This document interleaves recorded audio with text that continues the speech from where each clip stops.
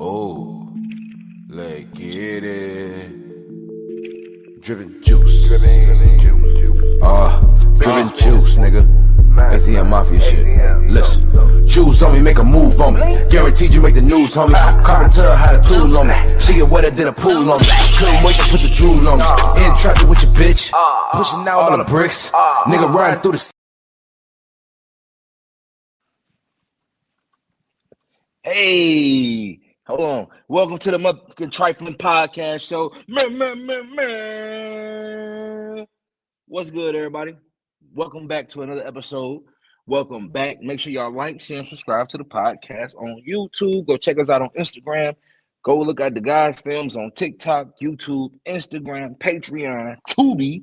Go watch our movies, our films, you know what I'm saying? Even the ones that's just strictly on YouTube. Go check out the podcast on Spotify Podcast, Apple Music Podcast, Google Play Podcast, Amazon Podcast. Everywhere you want to go, we are there. Straight like that. But I came on with the intro dancing because I got to represent for the young bull that just retired today, John Wall. John Wall has retired, everybody. John Wall had one of the most anticipated entries to the league ever that did not live up to its full potential due to injuries. Maybe other stuff happened politically within the confines of the NBA that we don't know, but for the most part, we do know it's because of injuries. Now, I got a hot take before I really, express how I really feel about the John Wall retiring and everything.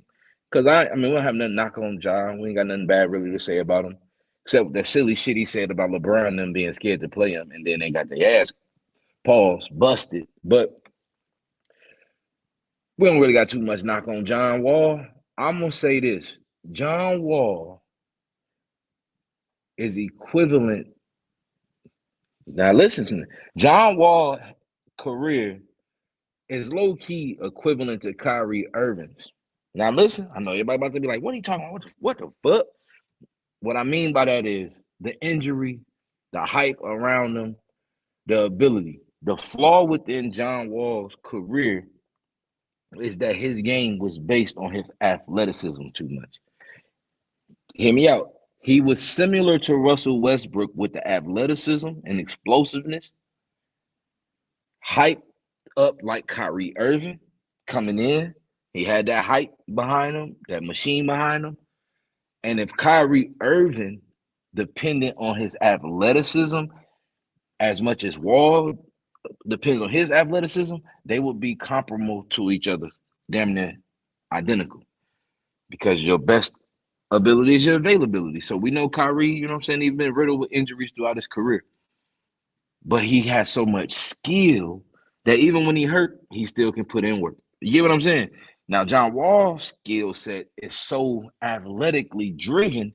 If he can't explode off his ankle or his knees, then he's not the same player, if that makes sense. Like I said, Westbrook, if Westbrook right now to this day and age, Westbrook is still one of the most explosive players in the league because of his athletic ability, his athleticism. If he fizzled even 10% and becomes average athleticism, he will be out the league because his stature is based so highly on his athleticism. And that's the problem John Wall had. He was so explosive. His first dribble, his first step, his blow by you pause, like just his overall lateral speed, down court, downhill speed, literally, bro, is one of the most explosive guards we've ever seen play basketball. I don't know if we do know what Washington is because Washington been Washington since the goddamn Bullets. Garbage. So that's why they were garbage. You know what I'm saying? They had a decent couple seasons, you know what I'm saying? Karan Butler and, you know what I'm saying? All of them was over there doing their thing. You know what I mean? Gil and everybody they had some decent seasons in Washington, but nothing that was really memorable. So that's really what it is. Like when John Wall came from Kentucky, bro. Like the hype around him was so crazy. The motherfucker was hitting you with the flexing. There you go. Gotta get that wrist right. My stupid ass wrist. But anyway, yeah, they was hitting that all over the United States, all over the world. Every college was doing that shit on ESPN. Like his games was so hyped, like so hyped up. It was like on some Zion shit. Like that's what I say. Zion, John Wall, Kyrie Irving, like their injuries literally hindered all their hype. But their skill set and athleticism is so high that you still be hyped when you hear that they're available to play because you know you're going to see some fire shit. You know you're getting a highlight reel play. You know you're getting a sports in the top 10 type play when it comes to a John Wall and it comes to a Zion or Kyrie Irving. You know what I'm saying? Like Anthony Davis, prime example, is one of those guys who isn't overly athletic, but he's extremely skilled. But the skill can be diminished when he's hurt because he don't have athleticism to lean on, or vice versa. He can't lean on athleticism when he's hurt or his skill set. You know what I'm saying? He can't outshine people while he's hurt. He usually is limp and hindered by injuries. But when he's all right, he's one of the most dominant, probably the most dominant outside of Jokic in the game, especially plus minus wise. You can put Joel Embiid, of course. You can throw Giannis in there. But when it comes to the plus minus and then the defensive impact, Anthony Davis is top tier with it. So I just look at my man John Wall career as a beautiful thing that never really got a chance to fully blossom. It was cut prematurely short due to his injuries and his inability to not have to use his athleticism to be his mark above the other competitors. You know what I'm saying? But for real, shout out to John Wall, man. Hell of a career. Shit, go join the big three. We'd love to see you watch you go crazy in the half court, you know what I'm saying, setting. Put up big numbers, shit, hopefully get some explosive plays, dunk on a couple motherfuckers, bring the flex back. Bring it back. Bring it back. Shit, I want to see it. I saw some crazy shit though regarding John Wall's whole draft class. Did you know Paul George is the last active member of that 2010 draft class? Out of all the draftees, out of all the people who came in, do you know that LeBron James, Steph Curry, and Kevin Durant, and Kawhi Leonard, all of these people are still out playing people who were drafted way after them? It's crazy.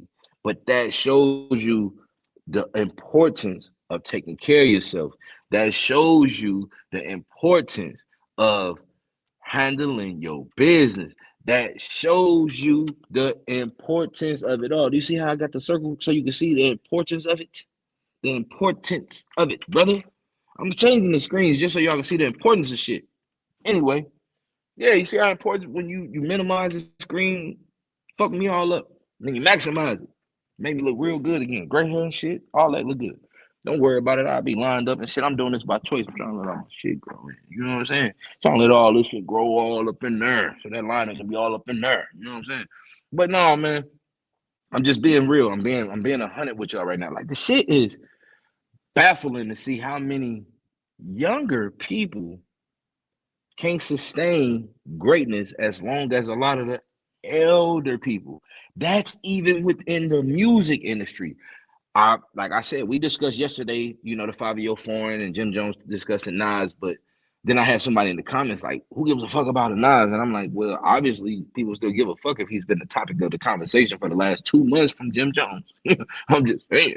And Jim Jones ain't a young nigga. So that's what I'm saying. The elder people are sustaining their careers longer than these young motherfuckers, and they keep telling y'all it's a young man's game, and that's obviously not true.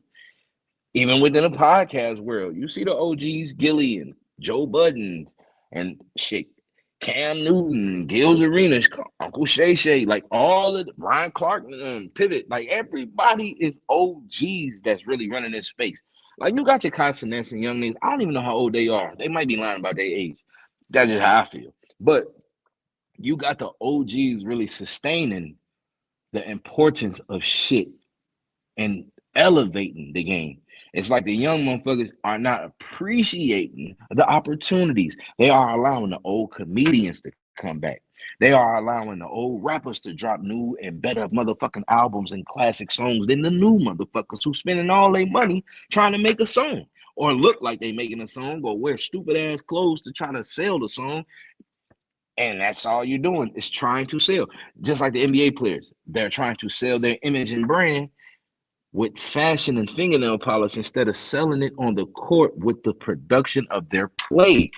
I don't get it. The old motherfuckers don't have to do none of those extra gimmicks and antics to get the attention. Yet the young people keep doing it and regurgitating the same cycle of bullshit. It's not necessary.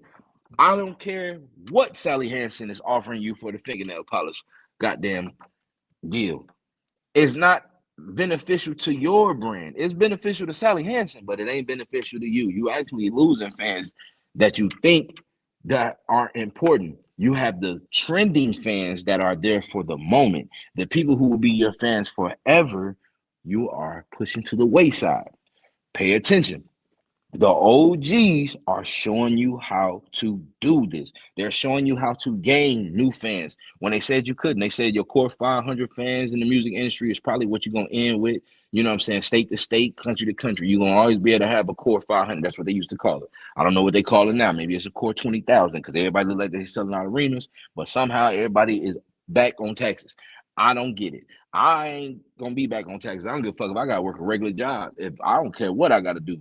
Shit. You understand what I'm saying? So I don't be understanding this shit right now. You can develop new fans. You see 50 then develop the youth into his G Unit world with the television shit. Incorporated his music into the soundtracks, and all you sudden you don't even inadvertently know that your ass is still rapping and singing 50 Cent songs every time you, yeah, this is a big rich town. Every time you sing one of them motherfucking theme songs that be stuck in your head all day, and I never took a straight path nowhere. All the motherfuckers, yeah, you see, you gonna rap it, you gonna sing it, you gonna rap it. Cam and Mace, they have found a way to keep themselves in the goddamn spotlight. The OGs are showing y'all how to make a brand last. Young G's are showing you trending things that don't last. And this is another thing. This is why I've been having Jim Jones like heavily in the topics, because I don't like him even saying he the oldest YN. Like, ignorance. That's pure ignorance. Why you don't just want to be the OG? Like, why not? Oh, I remember being an OG was a badge of honor. Do you remember that shit? Like, you couldn't wait to be described as an OG. That means you put work in. That means you handle business. That means motherfuckers know what you do, what you bring to the table, how you get in. You understand what I'm saying? But you saying you the oldest YN is like when you old as hell on the block calling somebody you watch grow up big homie. That's what that look and sound like to me. Goofy shit. Goofy shit. But that's just how I feel about it.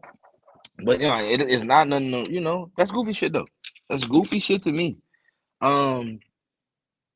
It's weird, dog. It's truthfully weird. But that's where we at with this shit now. So rest in peace to all the motherfuckers who careers are dying. I ain't saying rest in peace literally. I mean figuratively for your careers, because you are following the trends instead of being your own lane. Do your own thing. That's why the OGs can't die. You see Cardi B then redid the Imaginary Player song. She getting some backlash as well as some support, because the people who don't know the original song is supporting her. The people who know the original song, like, yo, you should have left that shit alone, G. There was so many other songs you could have remade. Why try to remake something that can't be really remade? That's what they said. I don't really feel like she did too bad on it. You know, shout out to Cardi B. Cardi! You know what I'm saying? Shout out to Cardi B. Offset got some new shit with Young Boy. That video, though, I gotta give credit when credit is due. Offset, one of my favorite artists too of this era. The Migos in general, but Offset is definitely one of my guys. Rest in peace, Takeoff, because he was my favorite. But Offset last album, his solo album, was fucking phenomenal. How about the Van and Duke? Yeah, he had some shit on that bitch. I just pay attention, y'all. Like I said, just pay attention, man. Follow some of the OGs. Try to create your own shit. You know what I'm saying? Be authentic to yourself. Be true to yourself. With that part being said, we're gonna go to the next topic. The next topic of discussion: Tank Davis having a fight with Jake Paul. Why? You scared to fight Freddie, nigga? He's scared to get his ass whooped because he got his ass whooped. I don't care what they say. I don't give a fuck how much grease was in your eye. He punched that grease in your eye. He slapped the motherfucking braids, made that grease juice, ink it and mink it your ass. You understand what I'm saying? You can feel however you want to feel. You could Saucy Santana dance in the mirror with them drawers on all you want, pause. I don't give a fuck. Shout out to you for being a phenomenal boxer and talent, but look like you ducking, bro. That's all I'm saying. I don't know what you're doing. The shit ain't really entertaining to me. I feel like you're gonna try to either this shit turning into WWE. And Jake Paul can box for sure. He's really boxing, but I just don't feel like his fights are real. For some reason, I feel like he's paying people to take dives because it's all entertainment. You come from a world of fake shit, so it's hard to believe anything real about you. That's the point of setting them trends. When y'all, how you start, 9 times is how you gonna finish. So if you came in this motherfucker phony and fake, why would I believe it's real now? How could I believe it's real now? That's all I'm saying. Don't really give a fuck about that fight. Probably not gonna watch it. I'll wait for all the speculation. Then again, I might have to watch it because I know the other cast members. Shout out to the cast members and the crewmates who couldn't do their thing tonight because motherfuckers had obligations to situations. But I know majority of the cast and crew gonna want to watch it. So we probably end up watching it as a unit, then having a show talking about the shit anyway. But I know for me personally, I really don't give a fuck. Straight up. But I will be watching Bud and Canelo. I will be watching Bud and Canelo. Okay, first of all, yes, my blackness is gonna make me go for Bud. I don't give a fuck. I'm telling you that right now. I don't give a fuck who got a problem with it, who got some kind of judgment. Everybody else go for their race. Why can't I? 1, 2. Canelo is great as fuck. Great. A super duper legend. I don't know if, and they include all them backyard fights he had. So they said he like 200 something fights. I don't know what the motherfucker official record is. What he like 299-3? I don't know. Shit, I don't know. This motherfucker got the old 1950s boxing record. He just was out there fighting anything and everybody. He fought mechanics, real fighters, non-fighters, bar fights, whatever, you name it. Mayweather, he fought them all. Shit. So shout out to Canelo. Bud jumping up all them goddamn weight classes. I hope that it works in his favor. I do not want to see him face plant on the canvas looking like Nate Robinson. That shit would be critical to our race. Honestly, that's all I'm saying. Boxing is race bait. I don't give a fuck what they tell you. They always, even when you put black people or Mexican versus Mexican or black versus black or white versus white, it's always some kind of classism within it. You know what I'm saying? Boxers know what the fuck they be doing. They know how to make their money and where to generate their money. You generate that shit off race baiting. Make other motherfuckers want to cheer for their people. That's why everybody come out with a flag and all that kind of shit. Yeah, everything is it's a reason behind all the madness. For sure. Yeah, I think the shit, is gonna be a great fight though. I really do. I don't think nobody is gonna dominate. I think it's gonna be an actual boxing match. Now, if Bud power has increased so much along with his natural ability, Canelo might be in trouble. If Bud ain't got that power that's needed to fight a motherfucker who been fighting on this size and scale for a while, your ass in trouble. Because when he hit you, you won't feel it. That's all I'm gonna say. It's a different size. But I'm ready to see it, and I'm going for motherfucking Bud. You beat my guy. You beat Earl. So how can I not go for the nigga who beat Earl? He beat Earl. Shit. And Earl wasn't ready, but we had to do what we had to do. He had to get the bag, man. He had a lot of shit going on. He got a lot of shit going on. So shout out to Earl Spence. I don't know if he retiring. I don't know if he's still fighting or what, but that was my guy. And bring back Andre Ward. That's who I want to see fight somebody. Bring him back. Fight one of these niggas, man, who one of these motherfuckers who think they somebody.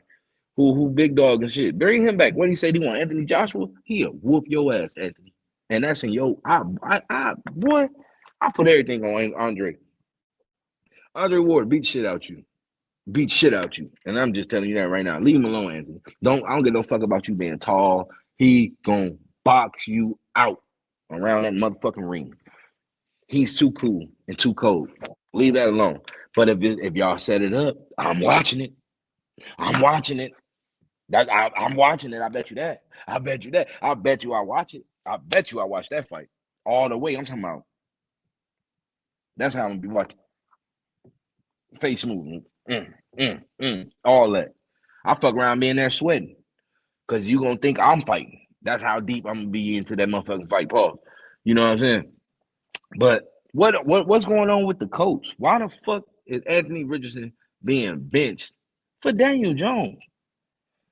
Daniel Jones then took somebody's spot when he just lost his job. How how you do that? How to do? I get it. Back to the John Wall situation. Anthony Richardson been hurt too much, so you can't even prove what you are or what you aren't because your best ability is your availability. Daniel Jones rarely gets hurt. He ain't gonna do shit. He might throw the motherfucker to the other team the whole game, but at least he know the plays and he gonna be there.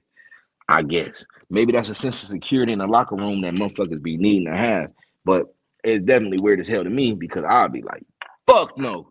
Give me the young motherfucker who literally need a little bit of polishing up.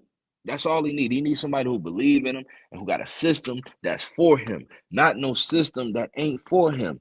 And then I was watching Club 520, shout out to my boys out there, them Indiana boys. They from that, we represent Gary, Fort Wayne, all that good shit. But it's all love Indiana, what I'm saying, Minnesota, by way, you know how we rock it. Now, they was saying some shit that's really, really true. A black guy really don't have that much string to fuck up in Indianapolis. Y'all might not be familiar, but Indiana is one of the most racist states in the U.S. history. Started the KKK. Now, yeah, look that shit up. Indiana started the KKK, not the South. So you got to understand that, like, it's a lot of people who spend money, the season ticket holders and all that, who really don't even want to see it, brother. If it's Hugh, do what he do. So you really got to kill if you ain't in the field. Well, yeah, that's how I'm saying. You really got to kill if your ass ain't in the field because they ready to put a whip on your motherfucking your back. Boy, ain't call you nigger. You understand what I'm saying? So get your ass on the field and do your job, bro. Stop playing. Don't throw the ball to some of these motherfuckers. Just run. Check it down and run. Shit. Like Jeff Teague said, bro, talk to Cam Newton. Get whatever he had going on. You figure that shit out right there. That's the formula for your genetic makeup. Your skill set, DNA can be maximized off that style of play. That's all we saying. You listen, you don't believe us, don't believe us, nigga. I ain't playing NFL. But what I do know is your ass is on the bench right now because you're trying to play like them and not like you. You can play in the system, but you got to still figure out a way to milk the system. That's all I'm saying. Now, like they said, you might be in a lose-lose situation, but you can't really prove your motherfucking talents and skill set because you be hurt. I don't know what you got to do. Yes, you only 23 years old. You might have a chance to sit on the bench, get some more information, soak up some more game, whatever. You know you're going to get a chance to play within some part of the season because Daniel Jones is not going to sustain it. Now, Daniel Jones go out and have a Pro Bowl season. I shut my fucking mouth and apologize to him and his skill set and his career and everything else. But for the most part, we've seen what you can do. They are who we thought they were, motherfucker. We seen what you could do. And that's it's really not a fair shake for Anthony Richardson. It really isn't. I've seen Marco Bellinelli retired today as well. Shout out to him. I know he had a prosperous overseas career. I think he won with the Spurs twice. So he had a good career too, A lot of people retiring right now. And then there's a lot of motherfuckers still around. Like the retire and all of that. It's cool if you feel fulfilled. Retiring because you forced out is a motherfucker. You know what I'm saying? Feeling like you got more to contribute to a situation or to the game or whatever, you got more that you can give, and they're not trying to allow you to give or do so. I think that's probably a hard pill to swallow. I think that's probably kind of what Melo probably was feeling.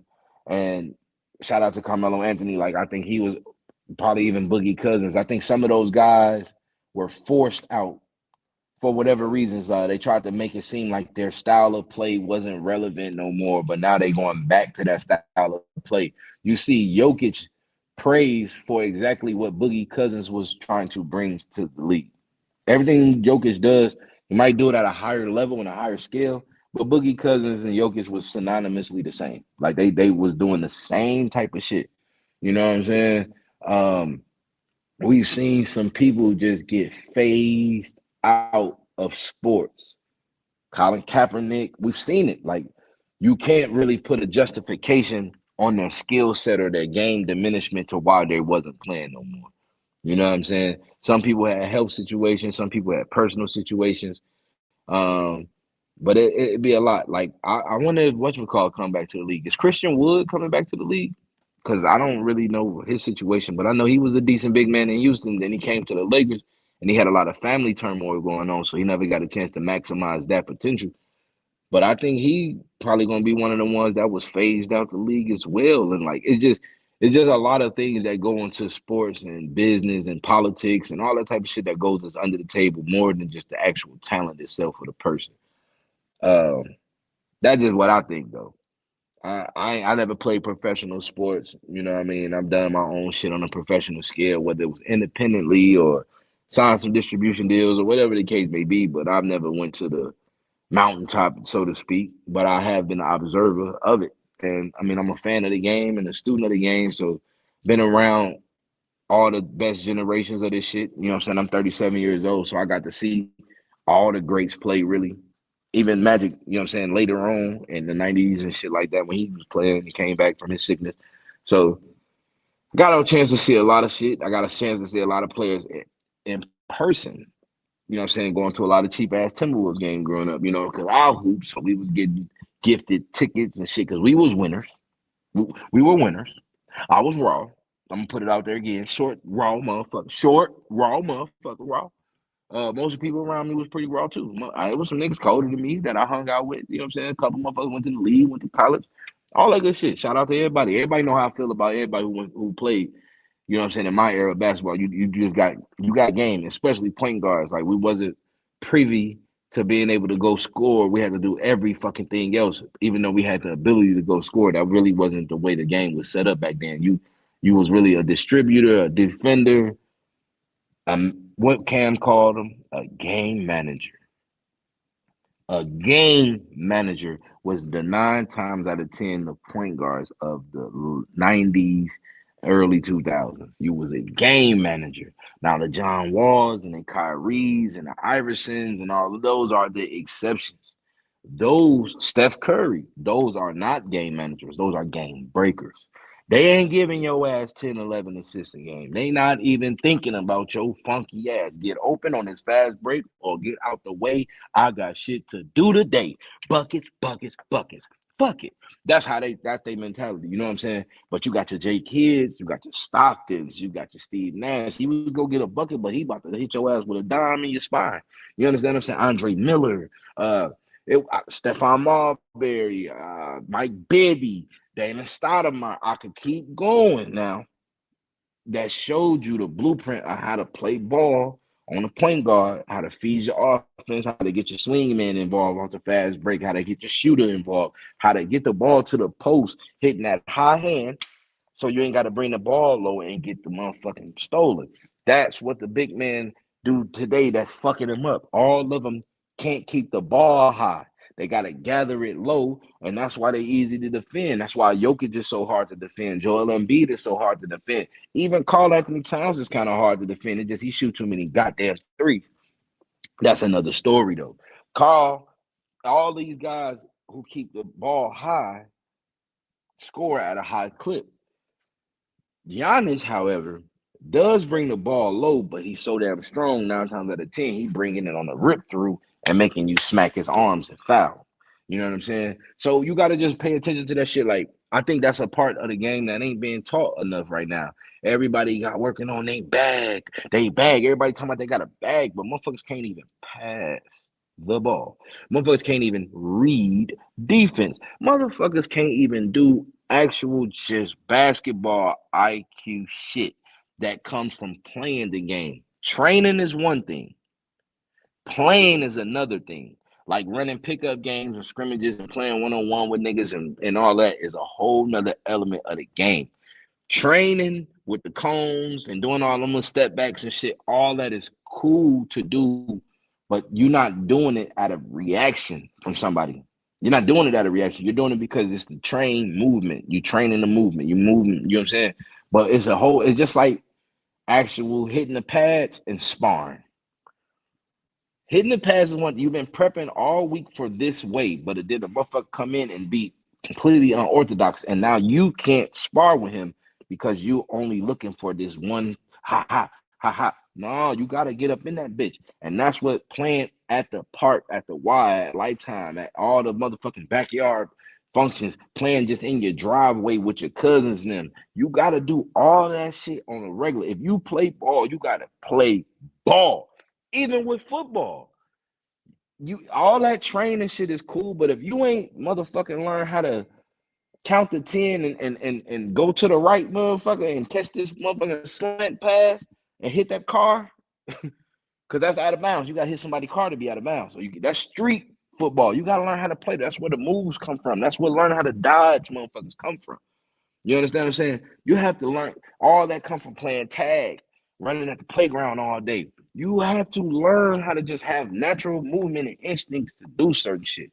That's what is missing. That's what's missing. Shout out to all you trainers, lethal shooter, all y'all. Phenomenal work y'all been doing. But tell your motherfucking proteges to just go play. Just go play basketball sometimes.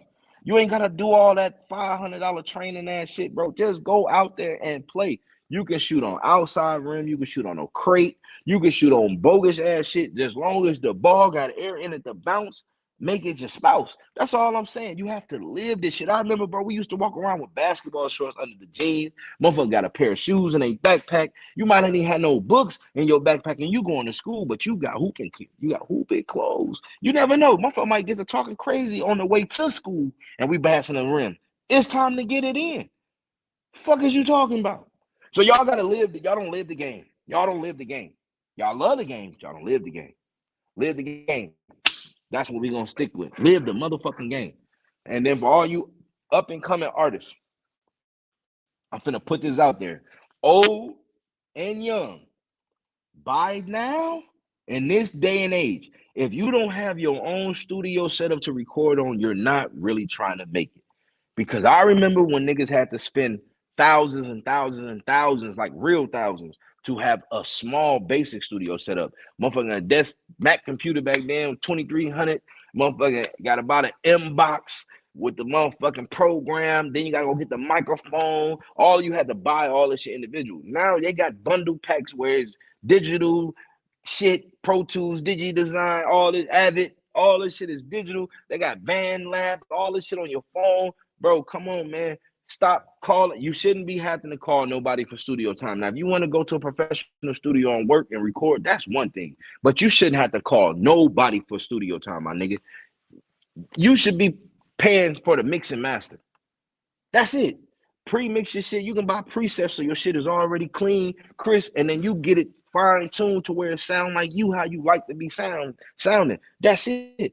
But if you're not investing into that shit, why would somebody invest into you? I need you to understand that. Why would we come shoot a promo footage video for you when you ain't even recording yourself? You're not even practicing your craft enough. You're not even taking it serious enough. Why would somebody come sign you? Or why would somebody book you or do anything? You're not even a professional, even though you're not professional. See, what makes you professional is the work, the hours, not just the pay. A motherfucker can be getting paid minimum wage and be a professional. It's not the pay that make y'all professional. That's what y'all keep getting misconstrued. It's the ethic of the work that creates your professionalism, your ethic of work, your work ethic. That's what makes you a professional. How you present it, how you prepare for it, what you know about it, how much time you put in it, how much you love it, how much you are dedicated to it. That's what makes professionals. All right? Not the wage. Not the wage. So stop letting money drive and let your passion create the income. Let your passion drive you. Then it meets alignment with the money, and then that motivates you to keep your passion because you're getting paid off your passion. See how I'm rising up? That's rising to the top. All right. That's what we just did. So I'm just giving y'all the formula, man. Let your passion produce your finances, and you'll have a healthy, happy, sustained life. It don't matter what level of income you at. You can be mid-level, you can be rich as hell, you can even be broke. But if you got enough for what you need and you're doing what you're supposed to do, and you put the work in and it was what you wanted to do, who the fuck can tell you that you ain't successful? So that's it for me tonight. Remember, shout out to everybody. Make sure y'all like, share, subscribe to the podcast. Tap in, tune in, show love every chance you get. The Trifling Podcast Show ran off on Tubi. Date night dropping soon on Tubi. Everything is on its way. Season 2 of Ran Off is available right now on YouTube. It'll be on Tubi. Young and Thug in the Movie is available right now on YouTube. Go check us out on everything, man. The Guys, DAGUYZFILMS. The Guys Films. That's us.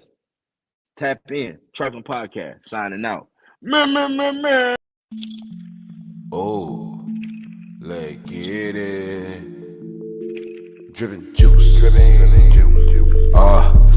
juice, nigga. ATM Mafia shit. Listen, choose on me, make a move on me. Guaranteed you make the news, homie. Carpenter had a tool on me. She get wetter than a pool on me. Couldn't wait to put the drool on me. In traffic with your bitch. Pushing out all the bricks. Nigga riding through the